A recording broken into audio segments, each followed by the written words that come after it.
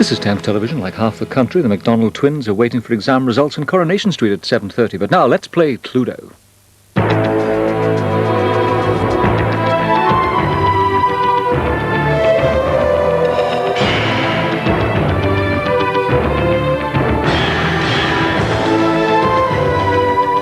You are invited to a murder. Arlington Grange, home of Mrs. Peacock, twice widowed. Her wealth has given her the social status she demands as a pillar of the community. Colonel Mustard, an ambitious ex-SAS officer whose new role as security advisor to foreign governments gives him a taste for politics. Reverend Green, Vicar of Arlington, tirelessly campaigns to save the environment thanks to the indulgence and financial support of Mrs. Peacock. Professor Plum, American businessman whose doubtful dealings on the British stock market have threatened an otherwise promising career. Miss Scarlet has fallen for Colonel Mustard. Marriage to him would unlock her trust fund and free her from the controls of her stepmother, Mrs. Peacock. Mrs. White, housekeeper at the Grange and trusted friend of Mrs. Peacock, knows all the secrets of the village, perhaps too well. 6 people with murder on their minds.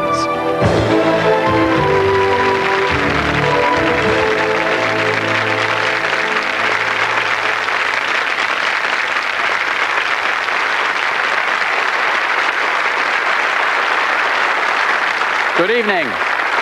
A murder has been committed at Arlington Grange. To solve the crime, we have to discover who did it, with what weapon, and in which room the murder took place, in classic Cluedo style. And here to unravel the clues using both deduction and elimination are tonight's detectives. First, an actor of many parts, but his most famous perhaps was playing the assassin in Day of the Jackal, Edward Fox.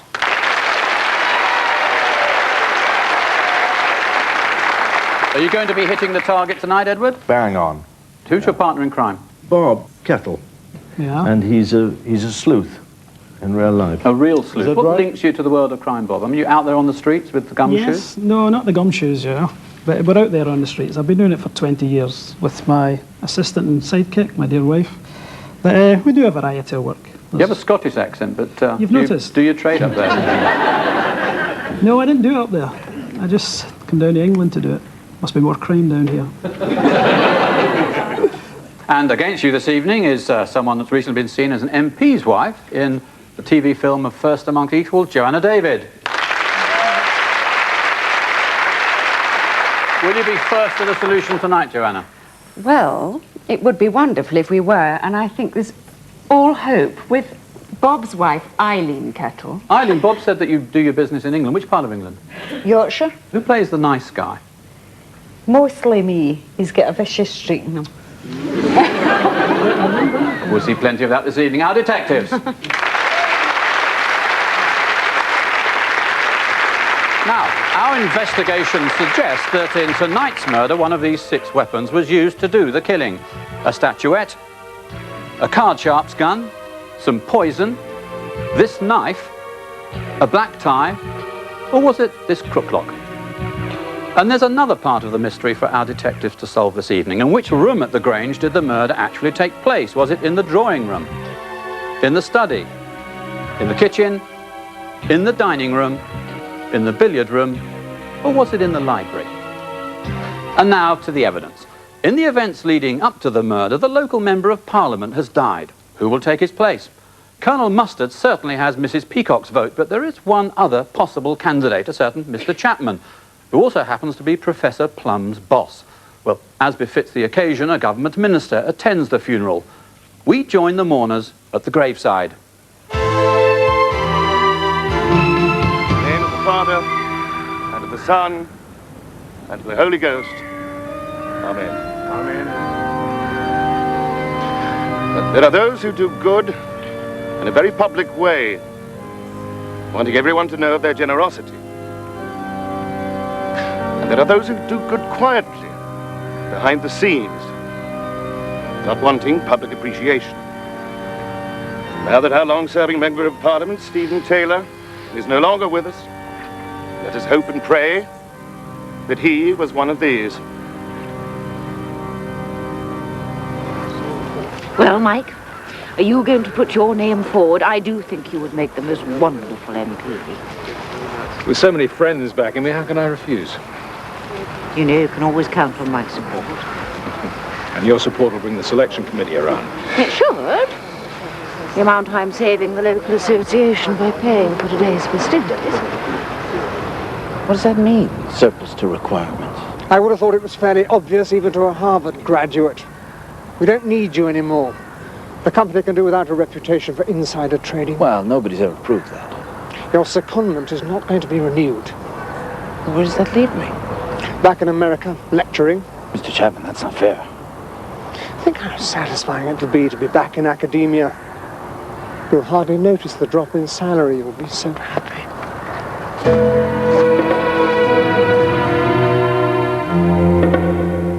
25 years he was in the House of Commons and never once got up on his feet. So there's not much difference now he's dead, is there? You're right, Mrs. White.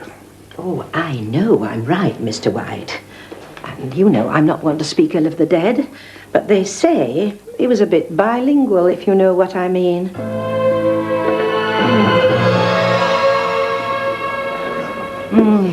He was such a nice man.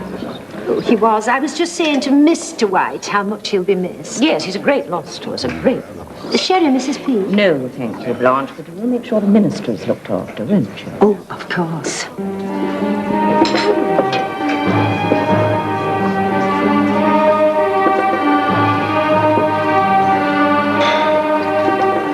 He may not have been much in the public eye, but those of us who worked with him had a great deal of respect for him, let me tell you. We all did, Minister. Dry sherry, isn't it, John? Oh, thank you, David. Even so, I think we should look for a different style of candidate to take his place. You don't agree, David? It's not that. I just don't think this is the time or the place to go into who will replace Mr. Taylor, especially as Colonel Mustard and myself are both likely to have our names put forward. We've come here to pay our respects, not to start campaigning. Well, that goes without saying, of course. Minister, Mrs. Peacock, please excuse me.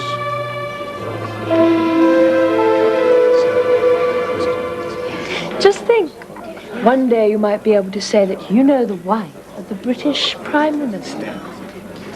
Do you think they'll interview you? The woman behind the great man? Has Action Man proposed yet? No, but he's bound to when he gets selected. Constituency can't afford another unmarried candidate. We don't want any rumours like the last time.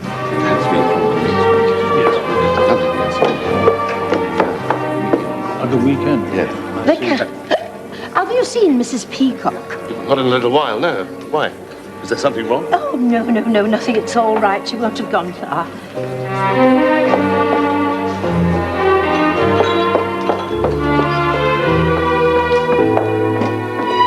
Get to the point, Mr. Chapman. That's what I had, Mrs. Peacock.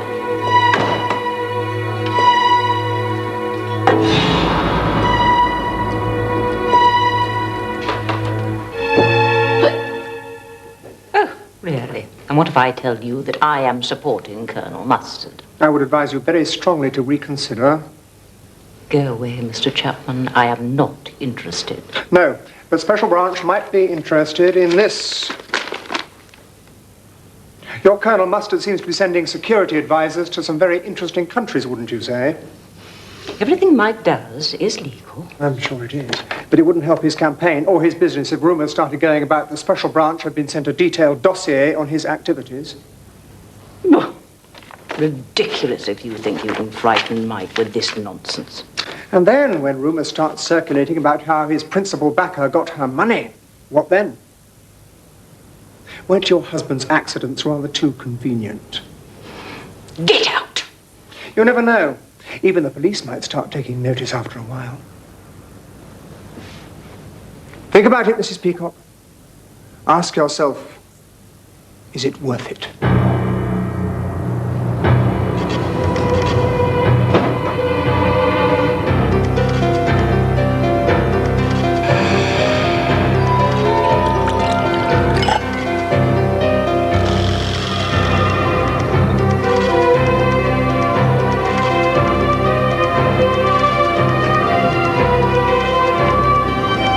Will the government finally accept the green message? I can assure you, Reverend, the message is well and truly held. I was saying only the other day. Cruelty to animals is still rife, Minister. People are still putting their gardens in front of wildlife. Moles are being massacred all over the country. Well, I would tend I think you should leave it, Jonathan. No government's been well disposed towards moles since Anthony Blunt. Anthony yes, quite. Very good. Do you hear the one about Blunt, Burgess, Maclean and the Prime Minister of Poland? No, certainly not at a funeral.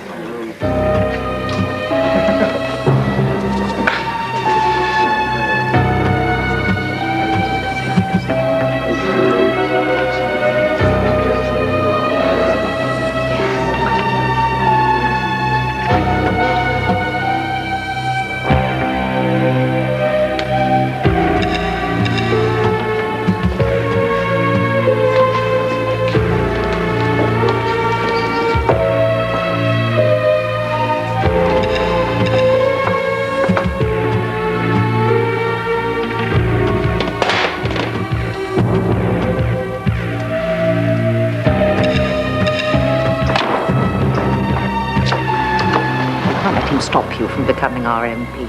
Don't worry, we'll think of something. Yes. And then it's onwards and upwards. Oh, the sky's the limit for a dynamic man like you. But of course, it would be easier if you were married. Quick! Come quick! Mr Chapman's dead. He's been murdered. So, Mr Chapman, the ambitious politician, is dead. And the evidence points to these 6 murder suspects.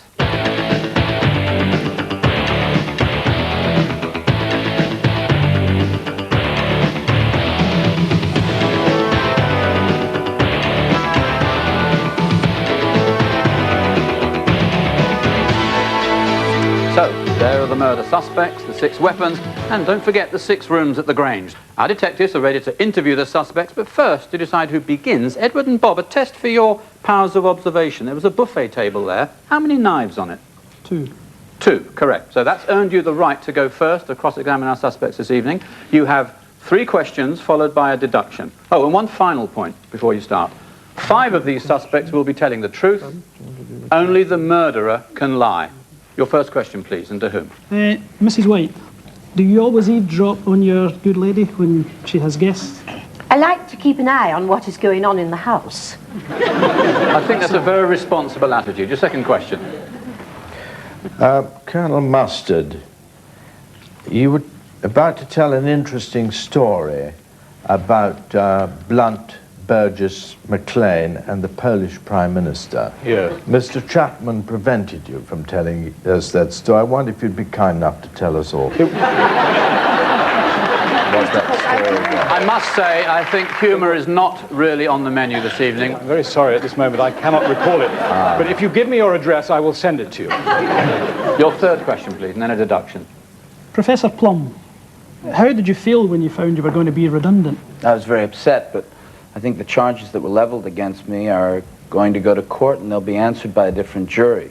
And I have a very good barrister. So from one court of a kind to another. Your deduction, please. Yeah. Well, I think it was Mrs. White. Why? She may be a frail old lady, but there's just something at the back of her somehow, you know? With what weapon? I think she done it with the statue in the drawing room. I wouldn't dream of ruining that statuette. So you're saying it's Mrs. White with the statuette in the drawing room. I can tell you you're wrong on all 3 of those assumptions. So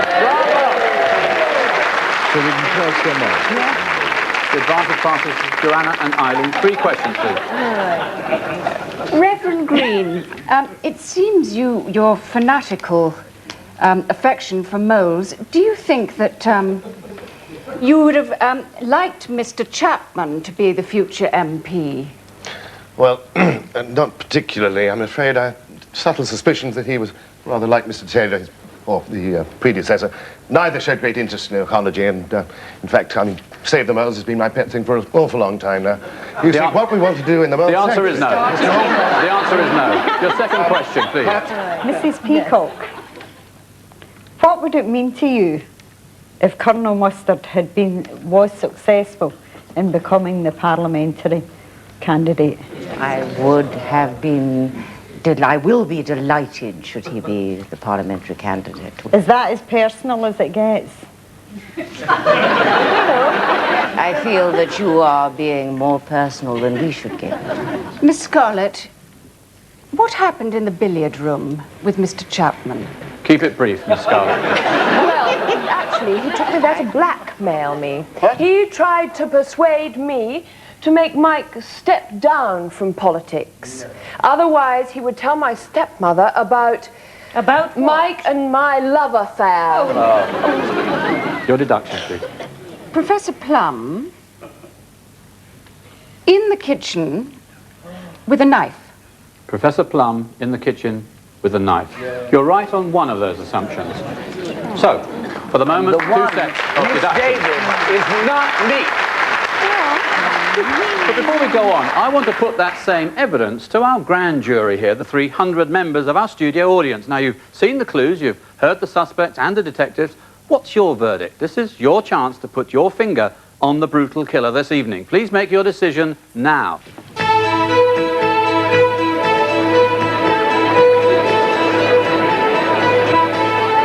And there's your verdict on the evidence so far. 1 in 3 of you say that the culprit is Vivian Scarlett. But in fact, 47% of you, nearly half, point the finger most decidedly at Professor Plum. What?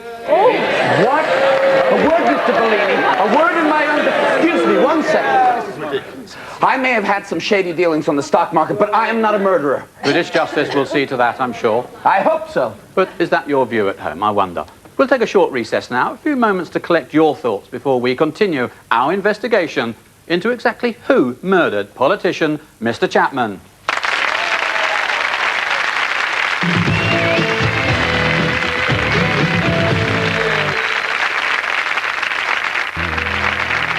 Welcome back. Mr. Chapman has been murdered with, we now know, 5 possible weapons in one of 5 possible rooms at Arlington Grange. And now that Mrs. White's been eliminated from our inquiries, the certainty that one of these 5 remaining suspects is the murderer. Before I invite our detectives to make a fresh deduction, some intriguing new evidence. Now we can take a look at the moment when Mr. Chapman and Miss Scarlett slipped off into the billiard room.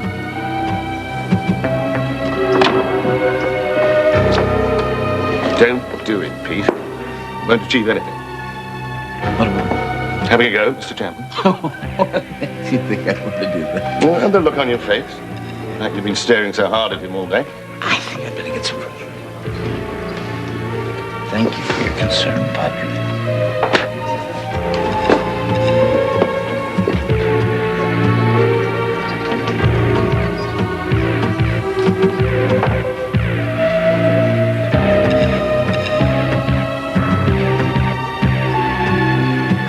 I don't know what to do, Mike. I really don't. I told you I can't have you subjected to rumor and innuendo for my sake.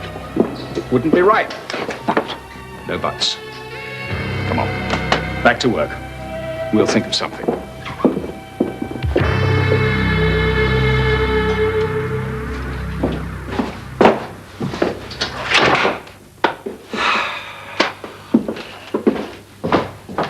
Now, to decide who has the chance to apply this new evidence first, Joanna and Eileen, a test of your powers of observation. Reverend Greenman's listening there at the door. Which room was it? At the billiards room? Correct. You have the right to ask 1 question, now not to be 1, and then make a deduction. So please, your question. Colonel Mustard, who would you prefer if you became Member of Parliament to have as your wife, Miss Scarlett or Mrs. Peacock? Oh, I think that's my business. Personal question. A straightforward I'm afraid you can't have an question. answer. It's my business. So obviously, Shouldn't I be will. bilingual. He has the right to make his choice of wife later. I think your deduction. Right. Professor Plum, with Why? a black tie, Why? having And to leave Miss Scarlett. and leave Miss Scarlett and his career in shreds. Ed, what room? In the study. So you're saying it's Professor Plum with the black tie in the study. I can say you're right on 2 of those assumptions, but 2 only at the moment. Edward and Bob? Professor Plum, what were you doing outside? Well, as I'm sure many of you will appreciate, I drank too much. I needed a little fresh air. Well, we still think it's Professor Plum, because he had too much to lose. I think the crook lot could be involved, because all the cars are outside. As for the location, the library. So it's Professor Plum with the crook lock in the library. You are right on one of those assumptions, but one only. So the advantage passes back to Joanna and Eileen. Maybe it's time you stopped looking in my direction. Well, I've been illuminated.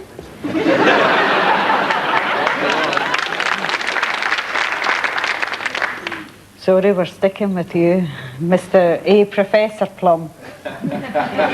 With the tie in the billiard room.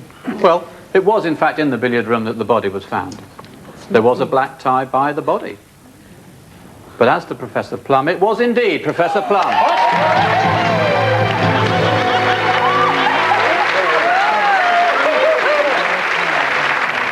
Okay, already I did it.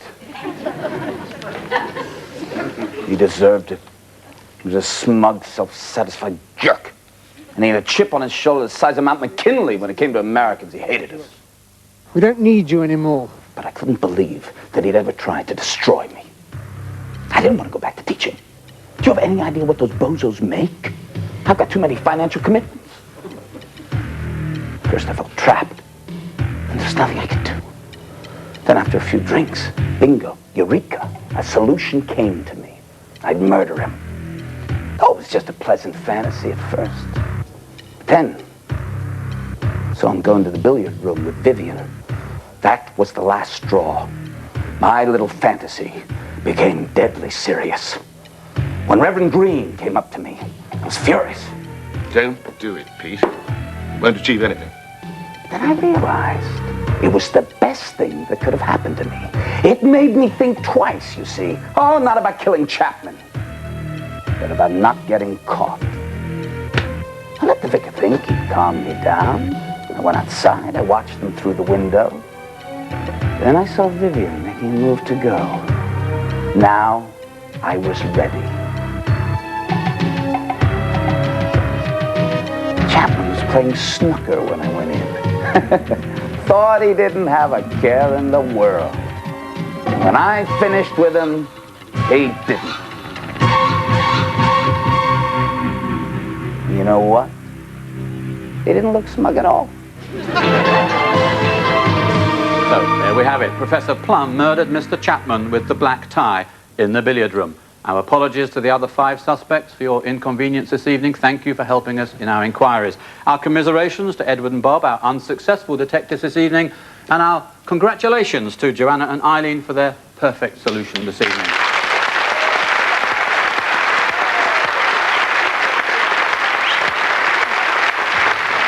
Join me at the same time next week when, once again, I'll invite you to a murder at Arlington Grange on Cluedo. Good night.